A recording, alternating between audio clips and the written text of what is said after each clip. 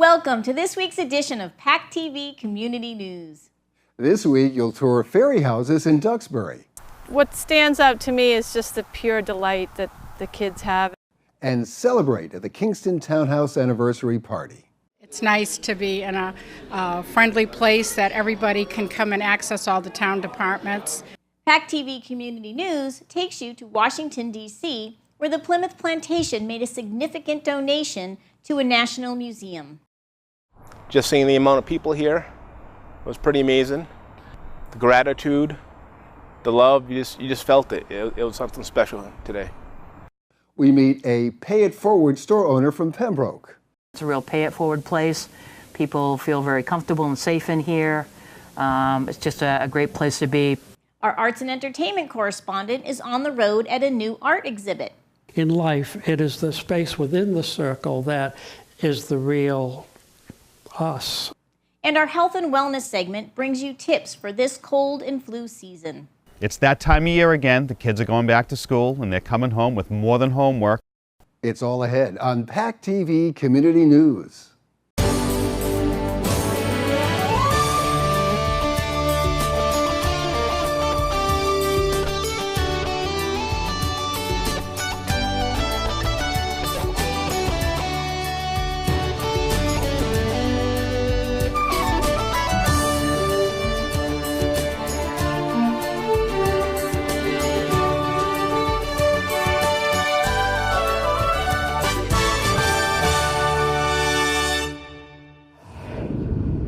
The Wampanoag Indigenous Program at Plymouth Plantation was given quite an honor recently by the Smithsonian's National Museum of the American Indian. The museum accepted the donation of a traditionally fired Mishoon, a Native American dugout boat, from the Wampanoag Indigenous Program for the museum's collection of Native artifacts. Recently, the Mishoon, as well as a video documenting its creation and produced by PACTV, was delivered to the museum in Washington, D.C. PACTV Community News brings you the story. The National Museum of the American Indian was established by Congress in 1989. And our responsibility is to present the history, art, and culture of the indigenous people of the Western Hemisphere and Hawaii. And to do that, we inherited a collection of around 1 million items.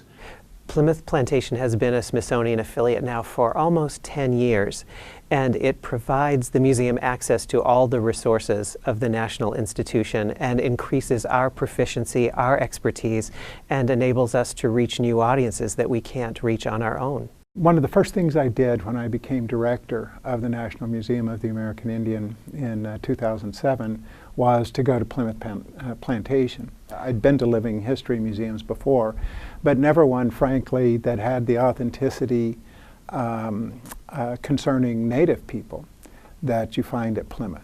The Wampanoag Indigenous Program there really came up with this idea. I think they saw here in Washington, one of the first displays that our visitors see is a collection of canoes that have been made recently. And so I believe some folks from Plymouth saw that and thought we should have one of our canoes here. Well, we were delighted, of course, that they would take the initiative and create the Mishoon and bring it to us. We're here today to celebrate the arrival of the Mishoon, to express our appreciation to Plymouth and to the Wampanoag for the generous contribution of the Mishoon. And we're going to give it a fine home, both here at the Cultural Resources Center and almost surely at the museum on our National Mall in Washington. So it's very exciting for us. We're very grateful, and we're happy to have both Plymouth Plantation and the Wampanoag people here. I think the Mishoon is the perfect example of how the relationship between the Smithsonian Institution and Plymouth Plantation benefits both organizations, because for the Wampanoag Indigenous Program celebrating its 40th anniversary, to be able to present one of their native crafts to a national museum where their experience as Eastern peoples will be recognized on a new level, and then to be here in Washington today for the presentation of the Michoud, and to have all of the museum professionals, archivists, librarians here talking to the makers. And what they told me this morning was that the reason they're so excited is it's very infrequent that they get to talk to the makers and get to understand the technology and the choices that they will preserve for future generations of Americans. This exhibit, this boat's going to be around longer than I'm going to be around. And my kids are going to come down, my grandkids, my great-grandchildren will be down here seeing it, and they can be proud of what they are. Them being Mashpee Wampanoag, they can come down and look at the exhibit on a national level and say, wow, they got something for my people here, which is really cool. When I was a young boy, I would usually spend Saturdays with my grandmother. She ran the museum in our community. And when I was a young boy, being brought into that kind of setting, being immersed around museums and artifacts and history and culture, never did I think I would be standing where I am today, doing what I'm doing today with the guys that taught me what I know and brought me into it, standing shoulder to shoulder with them. It's great. It's fantastic. Just seeing the amount of people here was pretty amazing. The gratitude, the love, you just felt it. It was something special today. For me, the moment that was the most touching was standing by the Penske truck as the Michoud was about to come off and go onto the dollies, and to look over and see Philip, one of the 3 young makers of the Michoud, and the level of emotion and pride in his face as he was waiting for that moment and realizing I'm now in a national arena and that an object that I made now belongs to the nation. It was very moving. For me, this day, I can't even put into words, I suppose. I always remember something that stuck with me a lot when I was younger. My grandmother said, you always remember yesterday and it will lead you to tomorrow. So, in a sense like that, to continue what was done yesterday to help guide us to tomorrow, never forgetting where you come from, and that will help lead you to where you're going. So that's something I always take away from stuff like this, and such a historic event like this. I'll never forget it. It'll be a while before you get all the smiles off my face. The Good Deeds thrift store in Pembroke lives up to its name. This local thrift store has a give-back party each month, with all the proceeds benefiting a local charity. Owner Janet LaBerge strongly believes in paying it forward, and her generous spirit has helped many local charities over the years. PACTV Community News stopped by the store during a recent give-back party.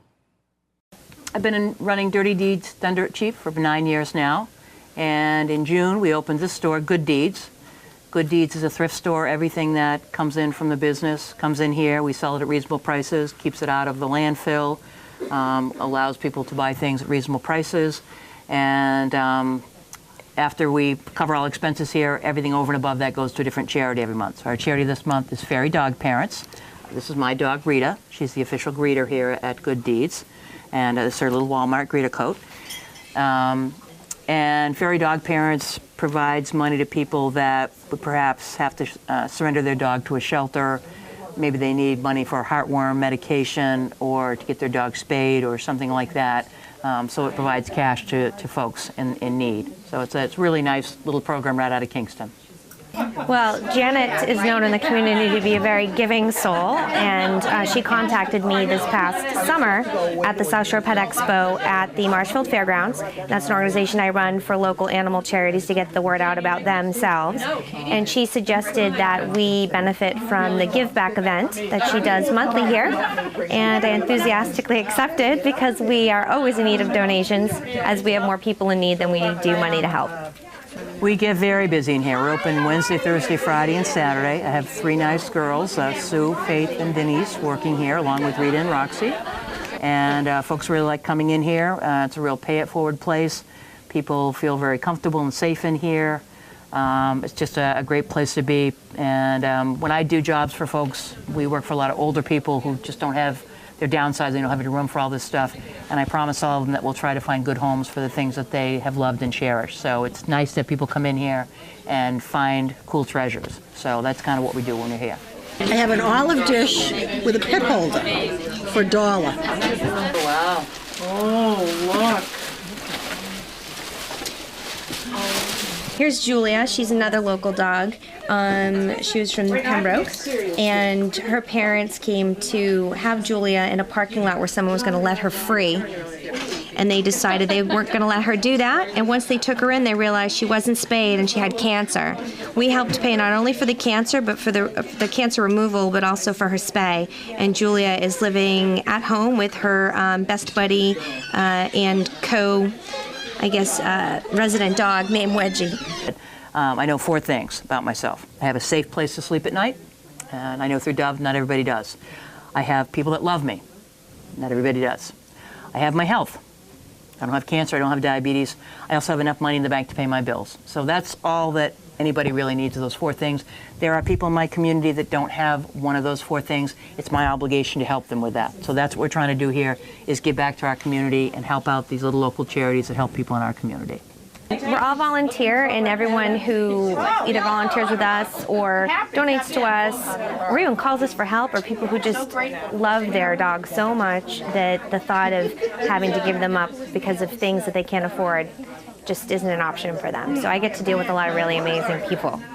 So it's a great day all the way around. We'd like to support the kind of stuff that they do. I'd like to present a check to Fairy Dog Prince for $1,600. I will say, she likes to do that, yes. That's fabulous. Duxbury's Art Complex Museum presented a fairy house workshop complete with fairies, tree bark, bamboo, and glue. PACTV Community News went to the museum to learn more about building a fairy house and to see the results. Hi, my name is Sally Dean Mello. I'm the education coordinator here at the Art Complex Museum in Duxbury. Today's Fairy House Building Day. It's a free workshop, and this is the 3rd time we've offered it here. We started this program for our 40th anniversary 2 years ago, and it was so popular that we've done it since then. All ages come, the parents come with their kids, and they make fairy houses out of sticks and bark and rocks and shells and feathers and whatever they want to use. We use hot glue to help hold the houses a little bit together. And then if the kids want to do it, they install their pieces in the little area by the museum. For tomorrow, we have our opening reception, and there's a lot of fairy houses already there that were made by the middle school in Duxbury. And then some artists have also created some to be displayed. I think it's kind of a fun idea to think that you would create a building that they would maybe come when you weren't looking at and move into and take up residence. What stands out to me is just the pure delight that the kids have, and then the sharing between the kids and their adult friends that come and help.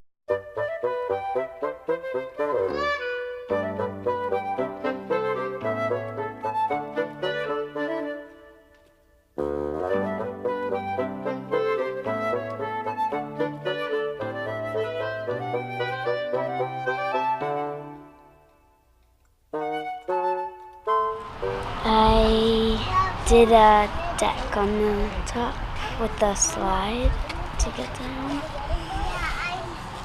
I did a pathway to the entrance in.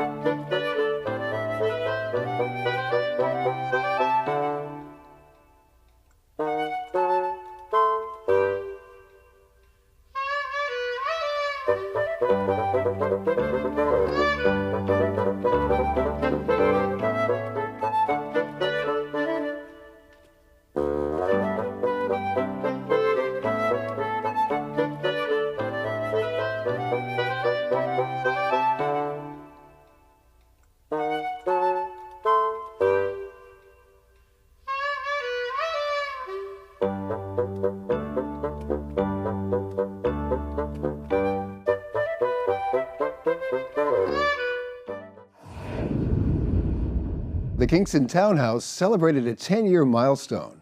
A birthday party for the building was held prior to a recent selectmen's meeting.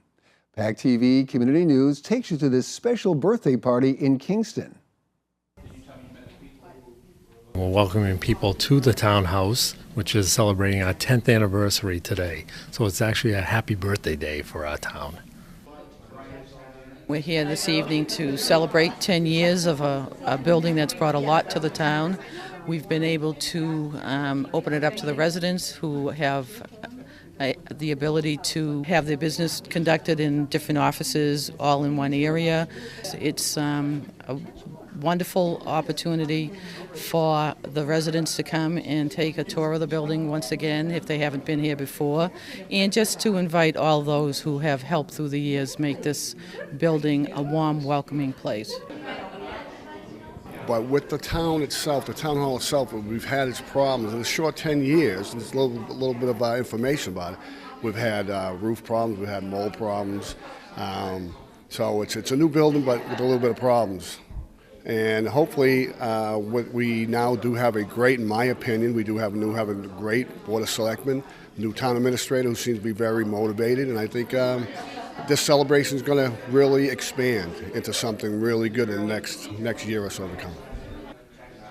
I work in the Selectmen's office. I have for 22 years, and I worked in the old building, and I can say how much I appreciate this new building.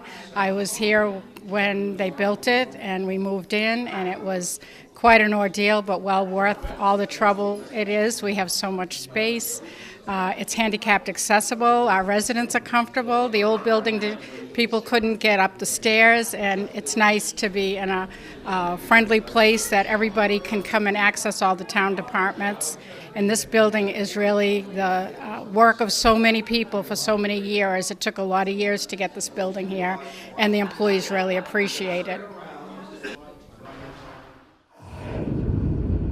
It's not often that a renowned artist gets to start a global tour from Plymouth, Massachusetts, but that is just the case this month when Ron Cartier-Perry's work is exhibited at Artist Exposure Gallery.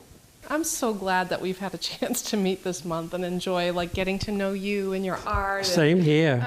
It's been a real pleasure. You know, as I've had the chance to look at your artwork, of course, your major piece, The Holocaust, has spoken so strongly to me, and then seeing it in person, it just glistens, and so there must be things about the reflection that spoke to you to get you started.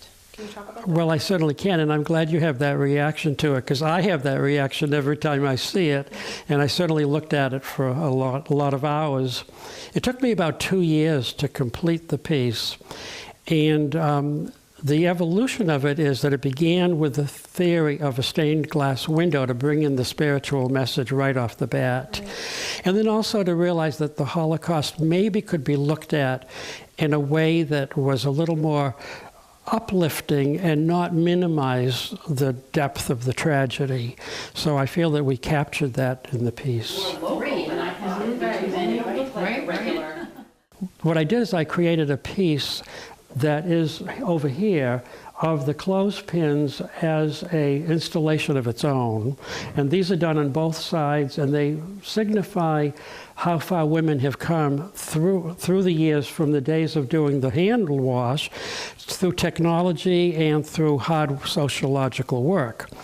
And so now I feel women are much more liberated, and this is to recognize that part of the journey, with more to come, of course, a lot more to come. That's quite an incredibly large concept in a tiny box. It is a large concept, and what happened is everybody kept looking at the clothespins and saying, can I have one or can I buy one? And I thought, you know, we can expand the concept by having women wear these pins and address that issue on an individual basis within the community at large. So it has taken a life of its own. I like that. So was this work earlier from your collection, Ron? This is a little earlier, but it's also very current because I also play with this type of an expression now as well. And I feel that, you know, this carnival piece expresses so much energy. It's like feathers and fireworks and ice cream and icy cotton candy in it and whatever. It's all happening. It's young and it's happy. I find that this is different in that the theme is very different. And I try to bring a spiritual dimension into a lot of the work. And this very clearly addresses the infinity circle. And what it is stating, to my way of thinking, everyone has their own spin on these things, is that we often think that we know what is real, but the symbolism of the circle, the stone, the jeweled part of the circle, while it's tangible, in reality, in life, it is the space within the circle that is the real us, so to speak, the non-tangible us. So as we explored with the infinity circle and crystals, nature itself tells us the same story. These are all shells that have been worn by nature, by the beach, by the ocean, and it's the same theme, but on a quieter level, but the interpretation is just as exciting.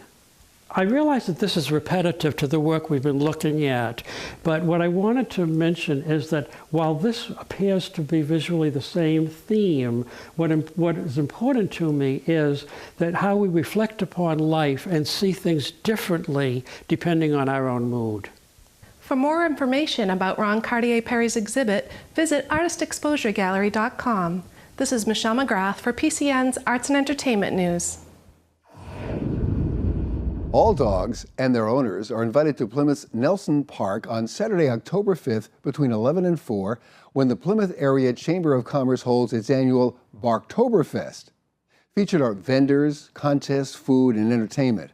Some highlights include the loudest bark contest, cutest pooch, and fastest tail wag.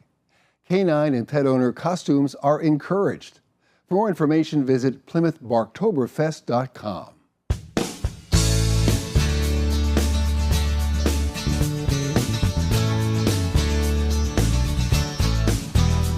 Hi, this is Jeff Hills from Healthy Appetites Natural Foods, and I'm here with your PCN Health and Wellness segment. It's that time of year again. The kids are going back to school and they're coming home with more than homework. They're going to pass around every little bug they pick up. Don't have to have kids to get sick. You can pick it up for the equipment at the gym, the pen at the bank, just about anywhere. What are you going to do once you've got the cold? Let's do something to shorten the duration and the severity of your illness. My first choice would be elderberry. Elderberry is often done as a syrup. I think that's the best way to do it. You can do it as a pill, you can do it as a tincture. What it's going to do is it's going to reduce the virus's ability to use your own genetic material against you by making more viruses. If you do that, it'll shut down the virus, your body will be able to catch up, you'll get better faster. Another thing you might want to think about if you don't like syrups would be olive leaf. Olive leaf is more commonly done as a pill. Great antiviral.